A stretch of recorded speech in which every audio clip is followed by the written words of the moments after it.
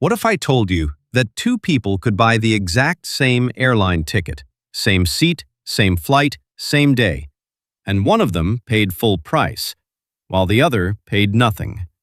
Not a glitch, not a scam, just a credit card. The right credit card. And the crazy part? Most people are still picking the wrong one. So today, we're settling it. These are the best credit cards of 2026, compared head-to-head, no fluff, no sponsored bias, just the real numbers and which one actually wins for you. Here's the thing most credit card content gets wrong. They rank cards like there's one universal winner. But that's not how any of this works. A card that's perfect for a road-tripping freelancer is probably terrible for a stay-at-home parent buying groceries and paying streaming bills. So instead of handing you a top 10 list and calling it a day, we're going to run the comparisons that actually matter. Category by category, dollar by dollar, because the best card for you is hiding in the details.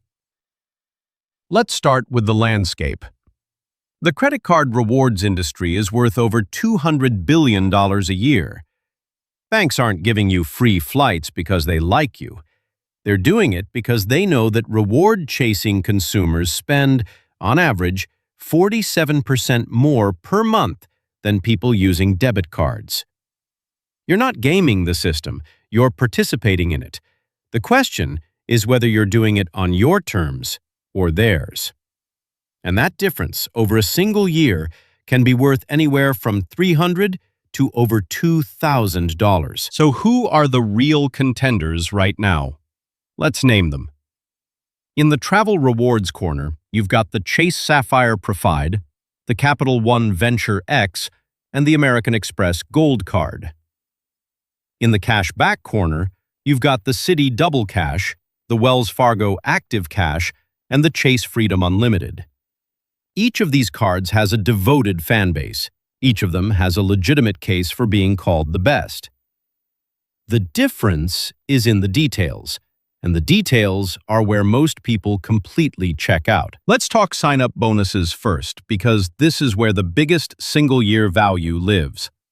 The Chase Sapphire Preferred is currently offering 60,000 ultimate rewards points after spending $4,000 in the first 3 months.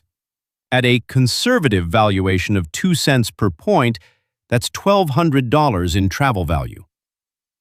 The Capital One Venture X is sitting at 75,000 miles, worth roughly $750 at minimum, more if you transfer to airline partners. And the Amex Gold? 60,000 membership rewards points, worth around $1,200 in travel if you know how to redeem them. These aren't rounding errors. These are plane tickets. But here's where it starts getting complicated. Every one of those travel cards charges an annual fee. The Sapphire Preferred, $95. The Venture X, $395. The Amex Gold, $250. And this is where a lot of people tap out and go back to their free cashback card. Which, honestly, is a totally valid move. But before you do, let's actually run the math on whether those fees are worth paying, because the answer is almost always yes, if you use the card correctly. Take the Capital One Venture X. $395 sounds steep until you notice it comes with a $300 annual travel credit, automatically applied to any booking through Capital One Travel. Then there's a 10,000-mile anniversary bonus worth $100. So before you swipe the card a single time in year 2, you've already offset the fee and then some. The Venture X effectively becomes a $35 annual fee card for anyone who travels, even occasionally. That's not a premium card. That's a bargain in disguise. Now let's flip to the cashback world, because not everyone wants to deal with points ecosystems and transfer partners and award availability. Sometimes you just want money back in your pocket. No games. The Citi Double Cash is still one of the cleanest value propositions in the industry. 2% back on everything, no categories to track, no cap on earnings, no annual fee. On $20,000 of annual spend, that's $400 cash, automatically. It just shows up. And honestly, for a lot of people, that simplicity is worth more than any point system. But here's where the cashback versus travel rewards debate gets genuinely interesting. At 2% cash back, $20,000 in annual spend earns you $400.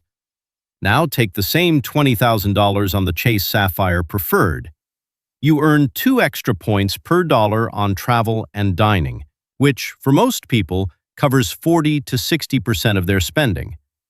Run the real math, and that same $20,000 can generate anywhere from $600 to over $1,000 in travel value. Same spending. Completely different outcome. That's not a small gap. So why do so many people still choose cash back? Because travel rewards have a learning curve, and that curve has a real cost if you get it wrong. Redeeming points through a card portal instead of transferring to an airline partner can cut your value in half. Booking a cash ticket instead of an award ticket wastes years of accumulated points. And annual fees that aren't offset by credits become dead weight fast. The system rewards people who pay attention, and it quietly punishes everyone who doesn't. And this is the real reason picking the right card matters so much. It's not just about the sign-up bonus. It's about building a sustainable system you'll actually use. The Amex Gold is a perfect example. $250 annual fee, but it includes a $120 dining credit, a $120 Uber Cash credit, and 4 points per dollar on restaurants and U.S. supermarkets. If you eat out and grocery shop, which, unless you're living off the grid, you do, this card pays for itself before you book a single flight. Let's zoom out and compare the core earning structures side by side, because this is what most people skip, and it's the most important part of the whole decision. Here's what that comparison actually tells us.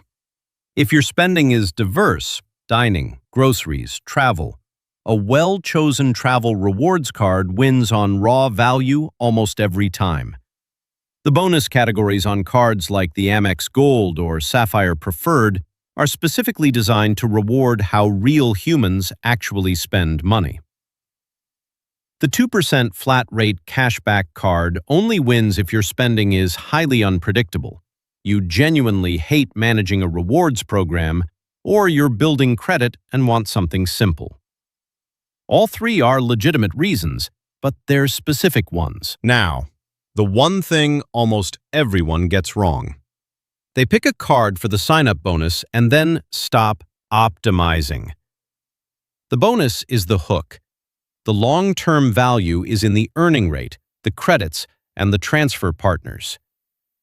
A 60,000-point bonus is worth $1,200 once, but 4 points per dollar on groceries, compounded over years of normal spending, is worth potentially thousands more.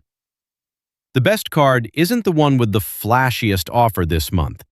It's the one that fits your life so well you forget it's even a strategy. So let's give you the actual verdict. For most people who travel a few times a year, eat out regularly, and want a card that grows with them, the Chase Sapphire Preferred is still the single most well-rounded card in 2026. $95 annual fee. 60,000-point bonus. Strong transfer partners. A points ecosystem that connects to over a dozen airlines and hotels. It's not the most premium card. It's not the highest earner in any single category. But it plays well with others, it scales, and it never backs you into a corner. If you already have the Sapphire Preferred and you want to go deeper, add the Amex Gold for dining and groceries. Those two cards together cover every major spending category at elevated rates, And the combined annual value, even after fees, can exceed $2,000 a year for a household spending $50,000 annually.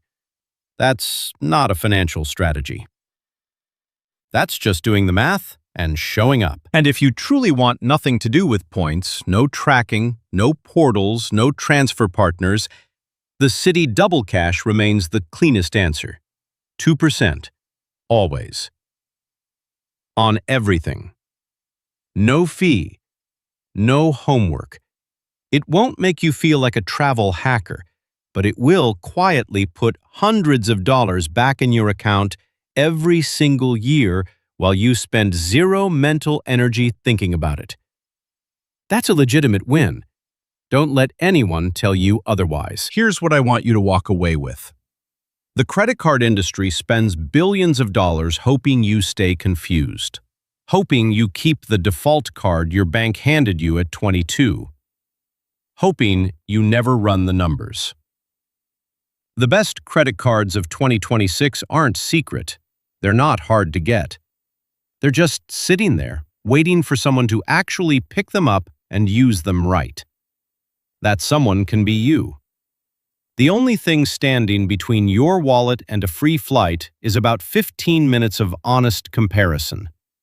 You just did most of that work. Now go finish it.